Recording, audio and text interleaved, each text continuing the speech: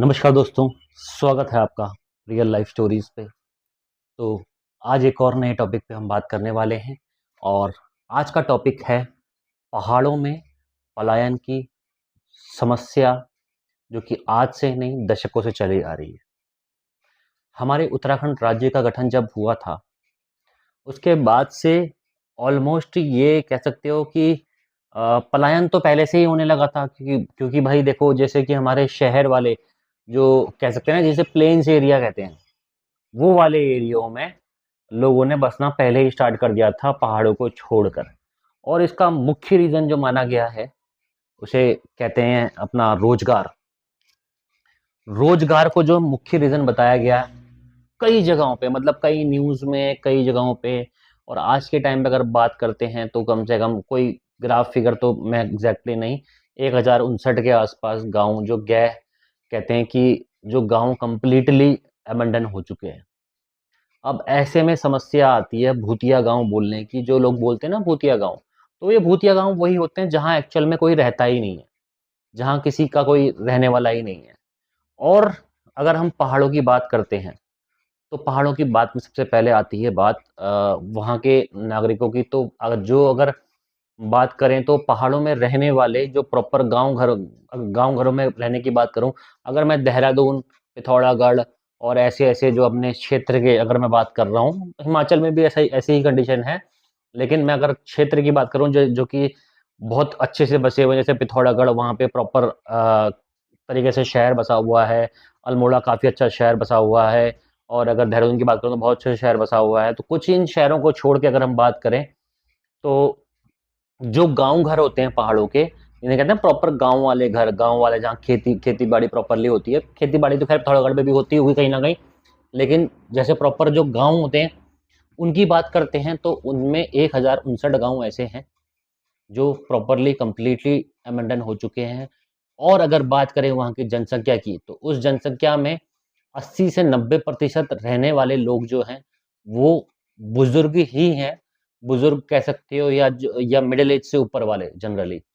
तो मोस्टली जनसंख्या भी वहाँ से यूथ की गायब हो गई है, जिसकी वजह से वहाँ पे बसावट खत्म हो चुकी है। क्योंकि जो यूथ चला गया वो लौट के आने वाला नहीं है। उसने कोई नौकरी पकड़ ली, उसने कोई कहीं नौकरी वगैरह, बिजनेस वगैरह बाहर क्षेत्र में पकड़ लिया, वो वापस लौट के पहाड़ नहीं जाता।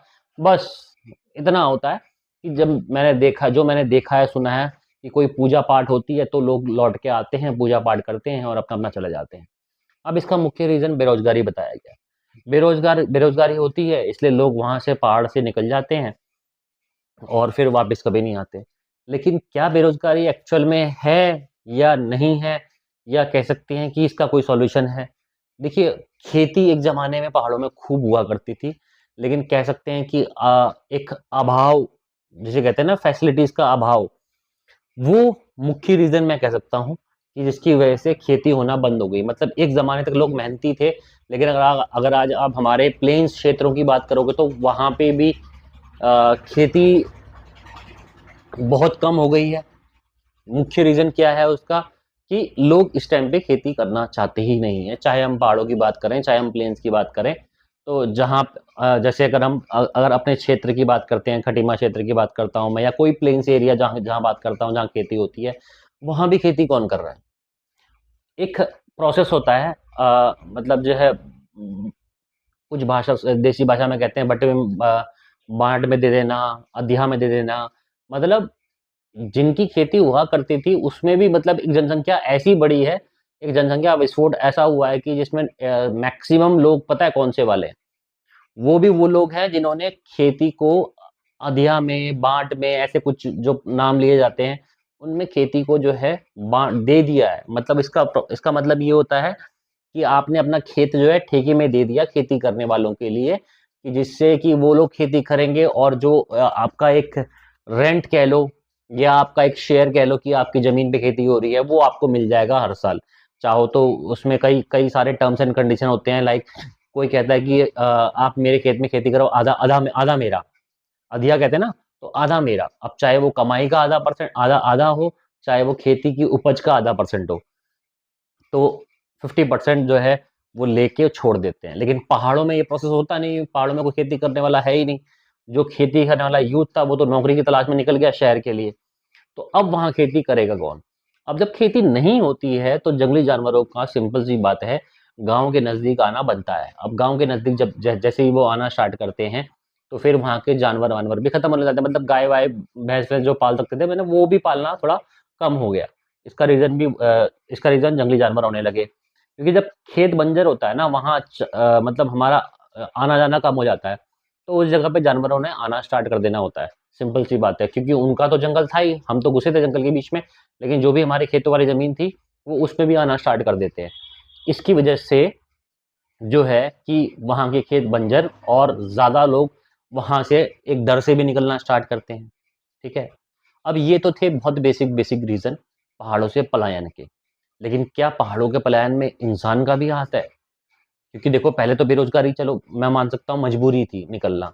खेती-बाड़ी नहीं कर रहे, चलो ठीक है, एक एक और ऑप्शन, एक और चीज़ क्रिएट हो गई दिमाग में कि खेती कर ही नहीं रहे लोग। उतनी मेहनत करने वाले लोग अब बचे नहीं, कि वो खेती पे निर्भर रहें, क्योंकि इतनी उपज होती नहीं, इतना मतलब साल भर मेहनत करो उसके बाद फिर क्या मिले मतलब साल में जाके कुछ पेमेंट मिलती है, और जब जब वो सामान सारा, अनाज सारा, मतलब उनके पास फैसिलिटी होती नहीं है ना कि अनाज मंडी तक पहुँचा पाएँ।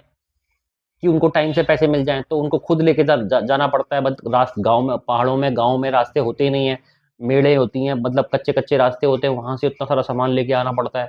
तब जाके वो सामान मंडियों तक पहुँचता है, तब जाके उनको कुछ 4 पैसे मतलब अपनी मेहनत के मिलते हैं। तो उतना काम करने से बढ़िया अगर उनके पास में अगर सच में फैसिलिटीज़ किसी भी चीज़ को लेके होती, लाइक खेती को लेके या नौकरी को लेके या रोज़गार को लेके, नौकरी रोज़गार कुछ को लेके, या सेल्फ एम्प्लॉयमेंट को लेके, मतलब इतनी सारी स्कीम देश भर में घूम रही हैं, इनके लिए भी हैं, सबके लिए हैं, पहाड़ी क्षेत्रों के लिए हैं।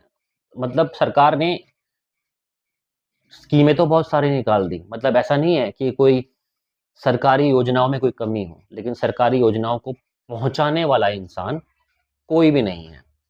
अब बात करते हैं दूसरा पहाड़ का पलायन का रीज़न, लैंडस्लाइड।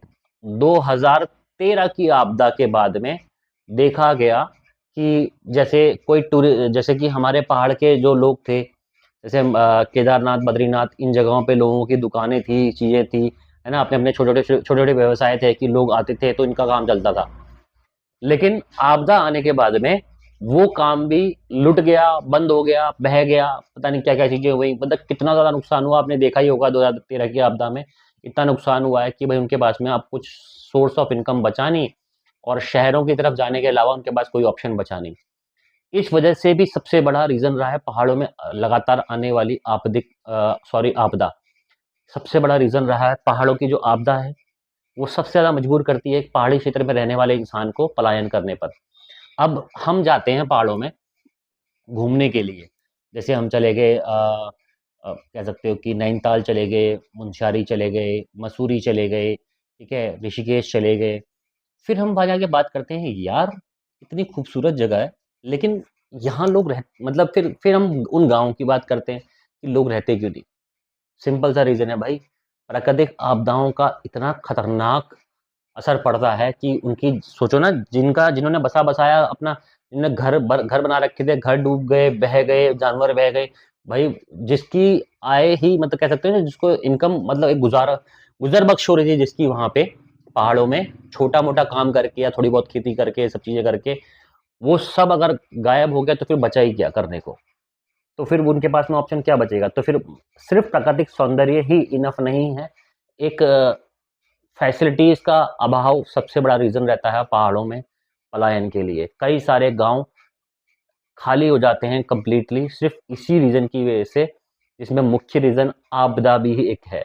पहली बात तो अभाव था कि फैसिलिटीज़ का अभाव है, लेकिन गवर्नमेंट ने काफ़ी सारे मतलब योजनाएँ निकाली। पहले चलो कि खेती जोतना पड़ता था खुद, आजकल एक हैंड हैंड वाले ट्रैक्टर निकाल रखे हैं, ठीक है? उनसे खेती कर सकते हो आप। लेकिन जब आपदाएँ आती हैं तो सारा सब कुछ, जितनी मेहनत होती है सब कुछ बहा देती हैं। अब आपदा का रीज़न क्या है? आपदा का रीज़न है सबसे ज़्यादा climatic change in hills area. सबसे ज़्यादा क्लाइमेट, मतलब प्रकृति के साथ जो खिलवाड़ होता है, इससे पहले मैं एक वीडियो में बात कर चुका हूँ कि हम प्रकृति का खिलवाड़ कर रहे हैं। सबसे बड़ा रीज़न है प्रकृति के साथ में खिलवाड़, जो हम कंटीन्यूअस लेवल पे कंटीन्यूअसली करते जा रहे हैं, करते जा रहे हैं, करते जा रहे हैं। अब ये मत सोचना है इसमें कि सिर्फ़ इसमें पहाड़ में होने वाला कोई कार्य ज़िम्मेदार है, पहाड़ों में तो कोई रहता ही नहीं है, ज़िम्मेदार कैसे होगा? लेकिन एक्चुअल में हमारा एनवायरनमेंट तो हर जगह से कंट्रोल होता है। जो मैदानी क्षेत्र हैं, वहाँ पे एक से एक मतलब जो है पॉल्यूशन क्रिएट हो रहा है, पानी पॉल्यूटेड हो रहा है और फिर वो कचरा लेकर हम जब घूमने जाते हैं, उन जगहों को पॉल्यूट करते हैं। अब धीरे-धीरे वो कचरा जो मैदानी क्षेत्र का कचरा था, वो धीरे-धीरे ऊपर पहाड़ों में भी फैलने लग गया। फैलाने वाले कौन हैं? हम जैसे ही लोग हैं, जैसे चाहे हम मैदानी क्षेत्र के हों, चाहे हम पहाड़ी क्षेत्र के हों, चाहे हम दिल्ली के हों, चाहे हम हरियाणा के हों, हम कहीं के भी हों, हम किसी भी क्षेत्र के हों, लेकिन हम ही लोग उस एनवायरनमेंट को हर्ट कर रहे हैं कंप्लीटली, ओजोन लेयर को बर्बाद कर रहे हैं कहीं ना कहीं कचरा पॉल्यूट करके, जो कि एक्चुअल में डिकम्पोज भी नहीं हो पाता। वो कचरा उन जगहों पे प्लास्टिक की बोतलें, प्लास्टिक की चीज़ें, गंदगी फैला के प्रकृति का एक जो बैलेंस होता है उसको डिस्टर्ब करते जा रहे हैं दिन भर दिन। जब ये डिस्टर्ब होने लगता है ना भाई, तब क्या होता है कि जहाँ पे सर्दियाँ रहती थी, वहाँ पे आजकल उन पहाड़ों में आजकल गर्मी का एहसास होने लगा है। जिन पहाड़ों में मच्छरों का कोई नामो निशान नहीं था, वहाँ डेंगू फैलने लग गया, ठीक है? एक क्षेत्र ऐसा होता है हमारी हिमालयन रेंज का, जो कि कंप्लीटली ग्लेशियरों में ढका रहता है, ठीक है? उसमें से भी अगर हम पिछले 10-20 साल के आंकड़ों की बात करें, तो 30% 20-30% के आसपास ग्लेशियर, 30% 40% के आसपास ग्लेशियर वहाँ से पिघल गया। जो एक मुख्य रीज़न है आपदा का। आपदा जैसे कि अभी धराले की आपदा की बात करते हैं, ऋषिकेश में बादल फटा, ये सब चीज़ें क्यों हो रही हैं? ये सब चीज़ें इसलिए हो रही हैं क्योंकि एनवायरनमेंट में बहुत तेज़ी से चेंजेस आ रहे हैं। किसके रिगार्डिंग? पॉल्यूशन के रिगार्डिंग, हमारे कचरा फैलाने के रिगार्डिंग, हमारे पेड़ काटने की वजह से, ठीक है? मतलब एक नहीं है, सैकड़ों रीज़न हैं। हम जो जो आधुनिकीकरण के पीछे भाग रहे हैं ना, जो आधुनिकीकरण हम पहाड़ में लाने की कोशिश कर रहे हैं या अपने क्षेत्रों में फैला रहे हैं, उसकी वजह से ये जो सड़कें हमारी पहुँचती हैं, हम फैसिलिटीज़ को अरेंज करने के लिए अपने ही क्षेत्र को या अपने ही एनवायरनमेंट को हर्ट कर रहे होते हैं। लेकिन इसके अलावा हम कर भी क्या सकते हैं? जैसे कि अगर आप हिमाचल में देखेंगे, तो मैं हर बार कहता था, जब भी कोई मुझसे बोलता ना कि शिमला चलेंगे या वहाँ चलेंगे, मैं बोलता मेरे को मज़ा नहीं आता। क्यों? क्योंकि आजकल हिमाचल की जगहों पे बहुत ज़्यादा आधुनिकीकरण आ गया है। आधुनिकीकरण का मतलब है डेवलपमेंट बहुत ज़्यादा आ गया है। वो कहते हैं कि क्यों अच्छा नहीं लगता, इतने बढ़िया-बढ़िया फ्लाईओवर बने हुए हैं, इतने बढ़िया-बढ़िया रास्ते बने हुए हैं, जगह-जगह पे मतलब जो है मतलब कितनी अच्छी बसावट बनी हुई है, जगह-जगह बसावट का तरीका चेंज हो गया है।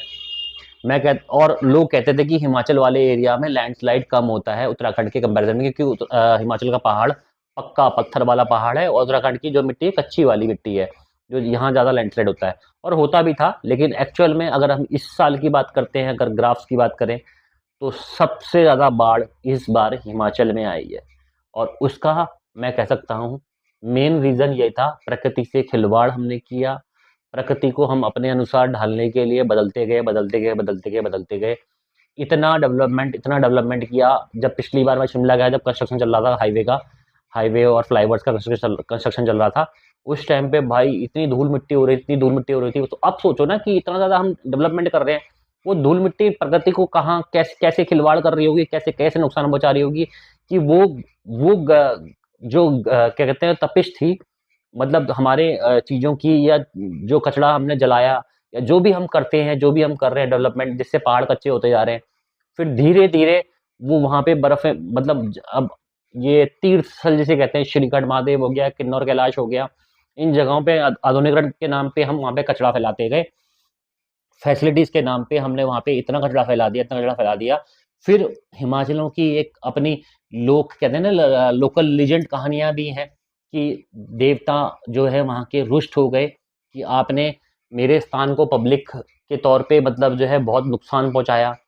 मतलब वहाँ भी ऐसी काफ़ी सारी एक्टिविटीज़ हुई जहाँ उन्होंने ये बोला कि भाई होगा, आपदा ज़रूर आएगी। तो वहाँ पे क्लियरली बोला गया था कि आपदा ज़रूर आएगी। ऐसा ही हमारे उत्तराखंड में जब केदारनाथ वाली बाढ़ आई थी, तब भी ऐसा बोला गया था।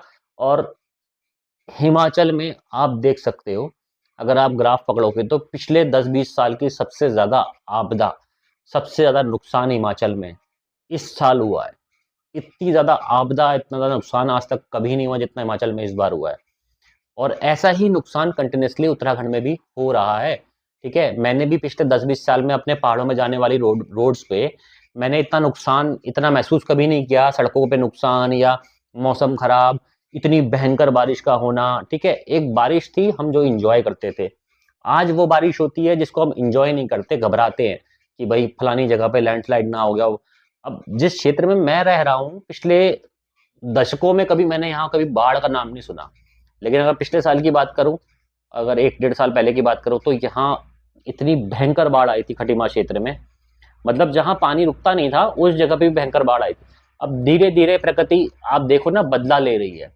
वो आपसे कहीं न कहीं बदला ले रही है और बदला लेने की वजह से हमारे मैदानी क्षेत्र भी बर्बाद हो रहे हैं पहाड़ी क्षेत्र के साथ में। ऐसा नहीं है नुकसान सिर्फ़ पहाड़ी क्षेत्र में होगा, वो नुकसान चल के एक्चुअल में यहीं आएगा।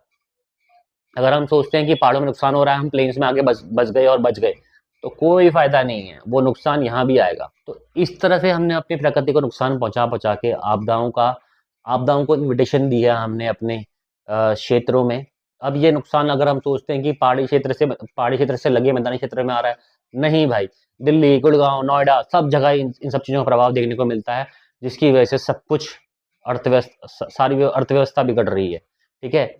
अब जो नौजवान पहाड़ छोड़कर नौकरी करने के लिए उस क्षेत्र में गया था, वो वहाँ भी तो बर्बाद हो ही रहा है, वहाँ भी तो उसको नुकसान हो ही रहा है। अब इस चीज़ में सॉल्यूशन क्या था? योजनाएँ बनाना, स्वरोजगार चीज़ों की योजनाएँ बनाना, वो चीज़ें पहाड़ों तक पहुँचाना। अब योजनाएँ नहीं बनी, योजनाएँ बिल्कुल बनी, एक से एक योजनाएँ बनी, लेकिन उनको पहाड़ों तक पहुँचाया नहीं गया। पहुँचाया भी गया तो अवेयरनेस क्रिएट नहीं की गई कि आप ये भी कर सकते हो या आप ये भी घर-घर जाके अगर समझाया जाता, बताया जाता, तो कुछ ना कुछ तो मेरे ख्याल से बदलाव आ ही जाता मेरे ख्याल से। शायद हो सकता है कि 10 में से शायद अ 7-8 युवा ना मानते, 2 युवा मानते, 2 युवा वर्ग एग्री होते कि भई हाँ, धीरे-धीरे वो ज़रूर एक बदलाव का एक ऑप्शन था जिसकी वजह से हम अपने पहाड़ों को फिर से बसा सकते थे। और अभी बसाने का तरीका क्या है? अगर हम पहाड़ों में फिर से बस जाएँ और प्रकृति को बिना हार्म किए अपना सब कुछ ठीक ढंग से करने लग जाएँ, तो सोचो ना कि जनसंख्या का जो बदलाव है, वो थोड़ा-सा इफ़ेक्ट जो पड़ा है, वो थोड़ा कम हो जाएगा। कैसे कम हो जाएगा? अगर हम बात करते हैं हमारे मैदानी क्षेत्रों की, उत्तराखंड की, मैं सिर्फ पहले उत्तराखंड की बात करूँ जितना मेरे पास इन्फॉर्मेशन है, अगर उत्तराखंड के मैदानी क्षेत्रों की बात करूँ, उत्तराखंड के मैदानी क्षेत्रों की जो पॉपुलेशन है, वो हर 10 साल में मतलब अच्छी खासी ग्रोथ हुई है। मतलब यहाँ पे वो ग्रोथ हुई है जो दिल्ली एनसीआर में भी उतनी ग्रोथ नहीं है, उतनी ग्रोथ यहाँ पॉपुलेशन की ग्रोथ है, ठीक है? और जो पहाड़ी क्षेत्र की बात करते हैं, तो वहाँ की पॉपुलेशन ग्रोथ जो होती है ना, वो ग्रोथ नहीं हुई है, बल्कि वो स्टेबल भी नहीं रह पाई है, उल्टा डाउन हुई है। मतलब हमारे पहाड़ के उत्तराखंड में पॉपुलेशन तो बढ़ रही है, बट वो पॉपुलेशन बढ़ रही है मैदानी क्षेत्रों में। पहाड़ी क्षेत्रों में वो पॉपुलेशन नहीं बढ़ रही है। इसका रीज़न भी यही है कि वो जो एक्चुअल में क्या है, पॉपुलेशन बढ़ कैसे रही है, वो पहाड़ के लोग जो है जितने भी हैं, वो सब वहाँ बेच-बाच के या खाली बिकता नहीं है, तो वैसे ही खाली छोड़ के, बंजर छोड़ के यहाँ प्लेन्स में आके बस जाते हैं। जैसे कि हमारे यहाँ पे अगर बात करें तो यहीं लोग ज़मीनें ले लेके घर बना लेते हैं और यहीं के बाशिंदे बन जाते हैं और फिर यहीं काम-धंधा ढूँढ लेते हैं, दुकान खोल लेते हैं, नौकरी कर लेते हैं। लेकिन यहाँ भी एक्चुअल में इतनी बड़ी रोज़गार तो है नहीं। जैसे कि मान लेते हैं अगर कोई मैं कहता हूँ कि उत्तराखंड की अगर हम बात कर रहे हैं, जैसे कि अगर हम बात कर रहे हैं पिथौरागढ़ की, पिथौरागढ़ से लेकर यहाँ तक की, पिथौरागढ़, लोहाघाट, चंपावत, अगर हम सुखिढांग, इन सब जगहों की बात करें और खटीमा क्षेत्र में टनकपुर भी आ गया एक तलहटी में। अगर हम बात करते हैं इन जगहों की, अगर उत्तराखंड के खटीमा क्षेत्र के आस-पास इंडस्ट्रियल एरिया कहीं होता, मतलब कॉर्पोरेट एरिया कहीं होता, जिसमें जैसे कि कॉल सेंटर्स हो गए, मतलब बड़ी-बड़ी कंपनियाँ अगर यहाँ पे आती, यहाँ पे कॉर्पोरेट अपना फैलाती, क्योंकि उनको तो कस्टमर सपोर्ट का काम करना है, वो तो कहीं से भी कर सकते हैं, है ना? और ऐसी फैसिलिटीज़ उनके लिए यहाँ अवेलेबल होती कि वो यहाँ आते। जैसे कि अगर रुद्रपुर में कह सकते हो, रुद्रपुर में सिडकुल नाम से इंडस्ट्रियल एरिया है। अगर ऐसा ही कॉर्पोरेट एरिया अगर यहाँ होता, तो वो पिथौरागढ़ से लेके यहाँ तक इस रेंज मतलब 250-300 किलोमीटर की रेंज की बात कर रहा हूँ मैं।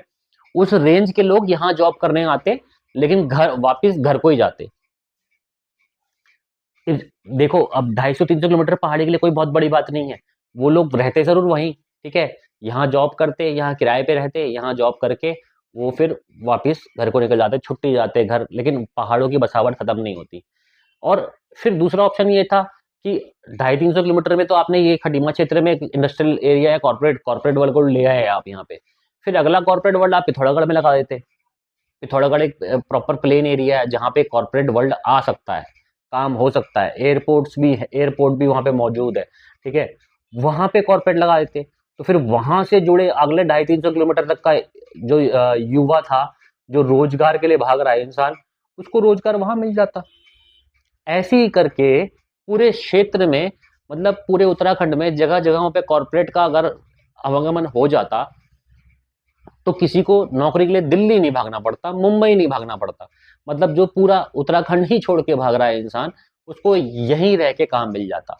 फिर दूसरा एक प्रोसेस और था टूरिज्म का। टूरिज्म के इसमें कॉन्सेप्ट में ये था कि भाई टूरिज्म के लिए प्रमोशन चाहिए। मतलब हमारे उत्तराखंड की अगर मैं बात करूं तो ज़्यादातर लोगों ने सुना है नैनीताल। अब मैं रहता हूँ खटीमा, बोलते हैं कि मैं आ रहा हूँ उत्तराखंड आ रहा हूँ, और हरिद्वार से कितना दूर है आपका घर? अब मैं क्या बताऊँ उनको हरिद्वार से कितना दूर है घर? जितना दिल्ली से खटीमा है, उतना ही खटीमा से हरिद्वार है। मतलब 300 किलोमीटर का फर्क है यहाँ से हरिद्वार में। तो मैं कहाँ से नजदीक हुआ? लोगों ने क्या सुना हुआ है? हरिद्वार, ऋषिकेश, देहरादून, मसूरी और नैनीताल, और ज्यादा किसी ने सुना हो, अगर किसी ने सुना हो तो मुनस्यारी। लेकिन लोगों ने इतनी ज्यादा अनएक्सप्लोर्ड पार्ट, थोड़ा बहुत गढ़वाल के बारे में बात करें तो थोड़ा बहुत गढ़वाल के बारे में सुना हुआ है, जैसे कि वो टेहरी लेक है, ठीक है। तो इन सब स्पॉट के अलावा टूरिज्म का तो कहीं चलन हुआ ही नहीं। एक्चुअल में टूरिज्म को प्रमोशन कभी मिला ही नहीं। अब ये कैसे प्रमोट हुए होंगे हरिद्वार, ऋषिकेश? मतलब एक जमाने से प्रमोट होते हुए आ रहे हैं, इन जगहों पे लोग आते हैं, इसीलिए तो ये टूरिज्म यहाँ चलता है। लेकिन अनएक्सप्लोर्ड पार्ट ऑफ उत्तराखंड, कह सकता हूं मैं कि 80 से 90% अनएक्सप्लोर्ड पार्ट ऑफ उत्तराखंड अभी भी मौजूद है, जहां लोगों को पता नहीं कितनी खूबसूरती मौजूद है, कितना अच्छा खासा मौजूद है। लेकिन मैं कहता हूं कि अगर मैं उसको कहूं कि प्रमोट कर दो, लोग वहां देखने आए, मतलब देखने आए, उस प्रकृति का आनंद लेने के लिए आए, तो वो प्रकृति का आनंद लेने तो आएंगे, उनको बड़ा मजा आएगा लेने में। जैसे आजकल मुनस्यारी में क्राउड आने लगा है। पहले तो मुनस्यारी में कोई नहीं आता था, लेकिन आजकल मुनस्यारी में लोग आने लगे हैं। लेकिन फिर उससे होगा क्या? वहां भी कचरा लेकर आओगे, और जो फिर क्या होता है ना, सिर्फ मैं बाहर वालों को जिम्मेदार नहीं बोलता, फिर जो उस जगह क्षेत्र के रहने वाले में वो भी अपनी प्रकृति का नुकसान करना स्टार्ट कर देते हैं उन लोगों के साथ जो जो वहाँ आ रहे हैं प्रकृति का आनंद लेने के लिए। और धीरे धीरे फिर वहां पे भी वो सीन स्टार्ट हो जाएगा। जैसे मुनस्यारी के तो पास में मिलाम ग्लेशियर है। एक जमाना हुआ करता मिलाम ग्लेशियर कभी पिघलता ही नहीं था, बिल्कुल भी नहीं पिघलता था, लेकिन आज के टाइम पे वो भी पिघलता है, ठीक है। ओम पर्वत वाला एरिया, वहां जाने लगे हैं आजकल लोग, ठीक है। वो थोड़ा सा हाईलाइट होने लगा है, लेकिन अब धीरे धीरे वहां पे भी आधुनिकरण आ गया, ठीक है। वहां पे भी लैंडस्लाइड होने लग गया, सब चीजें होने लग गई। अब जितना डेवलपमेंट करोगे तो उतना ज्यादा प्रकृति नुकसान का बदला भी तो लेगी ना।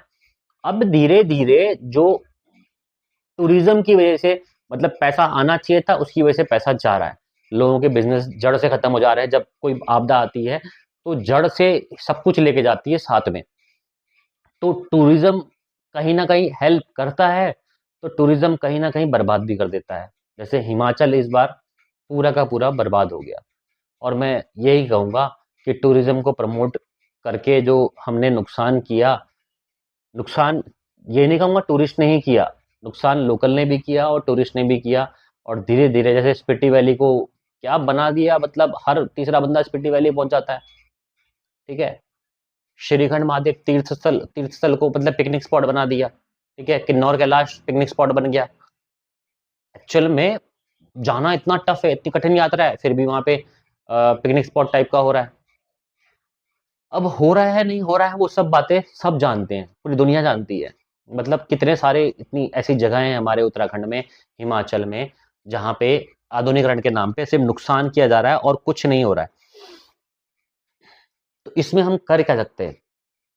पलायन को रोक कैसे सकते हैं? ठीक है, एक मैंने सबसे बड़ा अच्छा एक आपको उपाय बताया कि सरकार की जो योजनाएं बनाई गई हैं स्वरोजगार वाली, जैसे कि घर पे प्रोडक्ट्स बनाने वाली, क्योंकि हमारे उत्तराखंड में इतनी विभिन्न प्रकार की चीजें मौजूद हैं जिनके बारे में शायद खुद वैज्ञानिक भी नहीं जानते होंगे। मैं ये कहता हूँ कि खुद वैज्ञानिक भी नहीं जानते होंगे। इतनी सारी औषधियाँ हैं, इतने सारे वैरायटी ऑफ कह सकते हो वेजिटेशन है। जैसे कि मैंने कुछ रील्स में बताता हूँ मैं अपने, कि बुरांश का जूस, माल्टे का जूस, ठीक है, और भट्ट की दाल, घौंत की दाल, मतलब कुछ इस टाइप के पहाड़ी प्रोडक्ट्स भी हैं, अगर ऐसी बात कहूँ तो।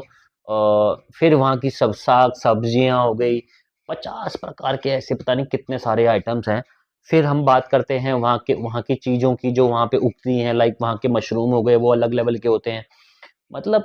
और फिर वहाँ के प्रोडक्ट जो लोग बनाते हैं, लाइक जैसे अचार बनाते हैं, ठीक है, और वहाँ के आटा एक अलग होता है, मड़वे का आटा होता है।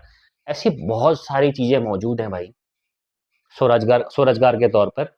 या फिर जो स्वरोजगार स्वरोजगार रोजगार वाली योजनाएं हैं, उनमें कई सारे ऐसे घर वाले बिजनेस भी हैं, जो लोग अपने पहाड़ी क्षेत्रों में रहकर, अपने घरों में रहकर सक्सेसफुली एग्जीक्यूट करके प्रॉपरली अपना घर चला सकते हैं, पैसे कमा सकते हैं। लेकिन वो योजनाएं पहले वहां तक पहुंचाई जाएं। दूसरा, सबसे बढ़िया, कॉरपोरेट्स जगह जगह क्रिएट किए जाएं, जिससे कि मतलब 250-300 किलोमीटर की रेंज वाला जो रहने वाला बाशिंदा है वहाँ का, या वहाँ का नागरिक है, वो वहाँ आके जॉब करना स्टार्ट, जो पढ़ लिख के आगे बढ़ना चाह रहा है, मतलब उसको भी तो जॉब मिलनी चाहिए ना। ऐसा थोड़ी ना है कि भाई हर पहाड़ी को खेती करनी है, हर पहाड़ी को मतलब जो है पहाड़ी क्षेत्र में रहने वाले को स्वरोजगार योजना में ही काम करना है, ये नहीं है ना। अगर किसी को कॉर्पोरेट में जॉब करनी है, तो हमारे क्षेत्रों में जगह जगह पे कॉर्पोरेट हो, कम से कम 300 किलोमीटर 400 किलोमीटर के क्षेत्रों में तो कम से कम ऐसी फैसिलिटी मौजूद हो, जहाँ से उस 250-300 किलोमीटर में रहने वाला इंसान जो है उसको जॉब मिलना स्टार्ट हो जाए। जैसे हिमाचल में तो मौजूद है ये सब चीज़ें, लेकिन डेवलपमेंट ज़्यादा हो गया, लेकिन उसकी वजह से आपदा भी आ गई। लेकिन ये है कि ये सब चीज़ें इन्वायरमेंट को देखते हुए अगर एग्जीक्यूट की जाती, तो ज़रूर मेरे ख्याल से एक अच्छा डेवलपमेंट होता, और अच्छा एक विकास होता, और शायद हम प्राकृतिक आपदाओं से भी बच पाते, अगर हम टूरिज्म को गलत तरीके से प्रमोट नहीं करते तो।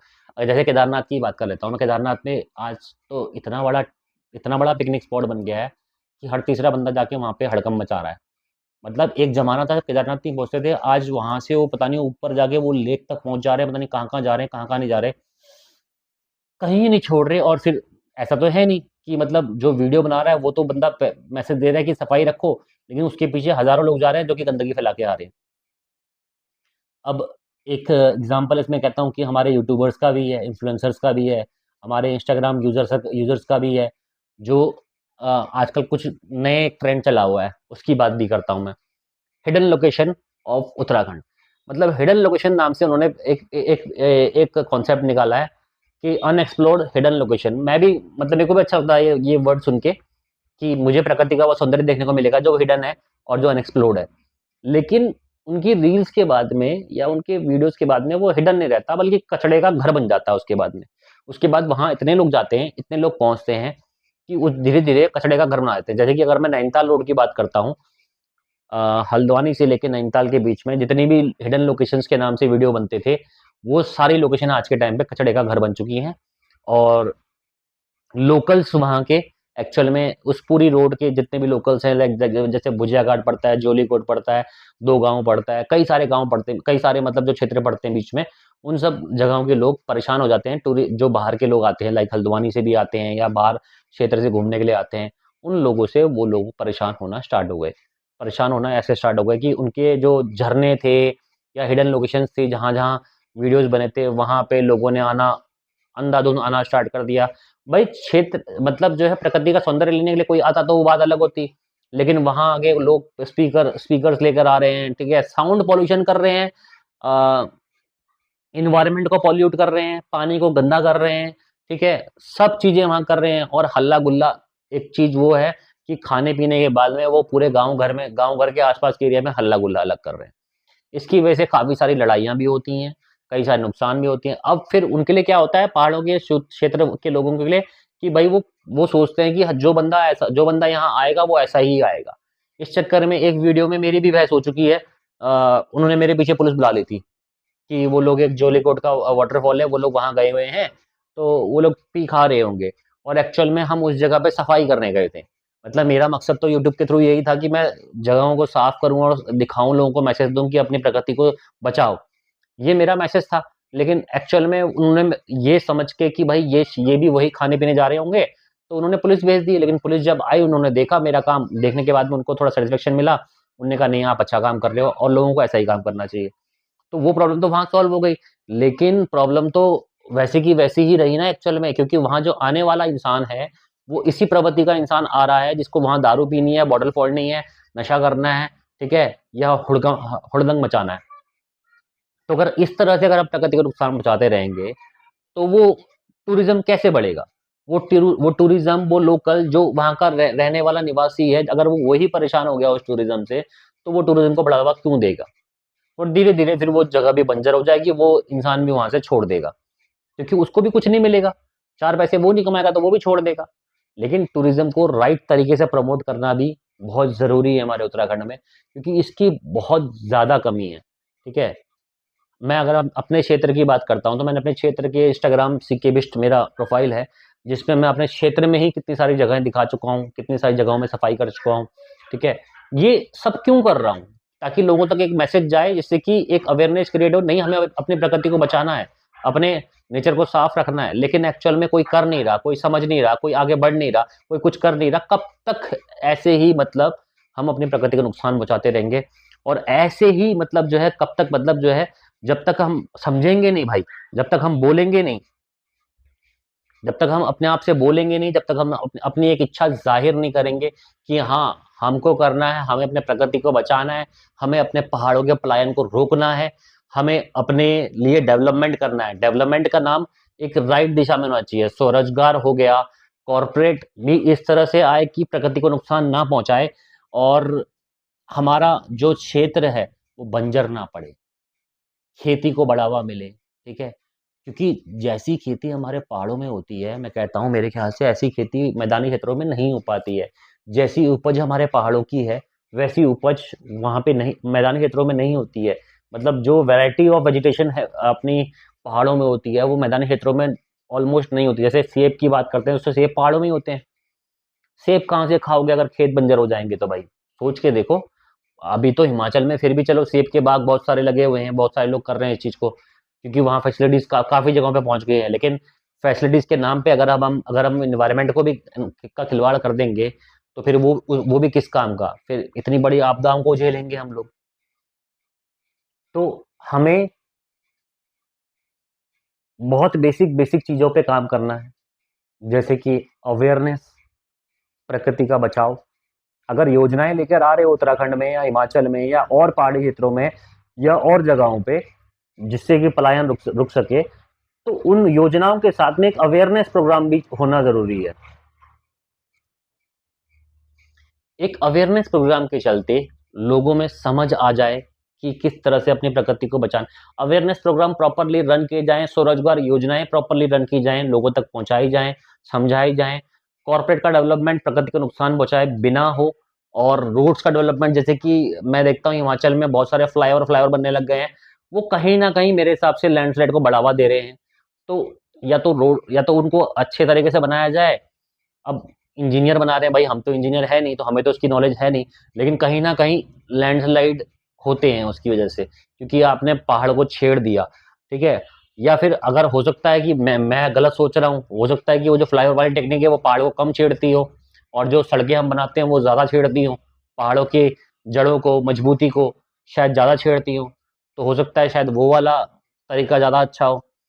तो अगर सड़कें भी बनानी हैं तो प्रकृति को नुकसान पहुँचाए बिना कोशिश की जाए कि सड़कों का डेवलपमेंट भी कुछ इस तरह से हो, और भी डेवलपमेंट जैसे कि बिल्डिंग्स बनती हैं, कॉर्पोरेट बनता है, वो सब चीज़ों को भी पहाड़ी क्षेत्र को नुकसान कम से कम पहुँचा के हमारे एनवायरनमेंट को कम से कम पॉल्यूट करके किया जाए, तो कहीं न कहीं डेवलपमेंट हो सकता है, कहीं न कहीं पलायन रुक सकता है, ठीक है? और पलायन के लिए ज़िम्मेदार भी हम ही हैं, और इसको बसाने के लिए ज़िम्मेदार भी हम ही बन सकते हैं। अगर हम चाहें तो हम ही अपनी ज़िम्मेदारी निभा के इसको दोबारा से पहाड़ों को बसा सकते हैं।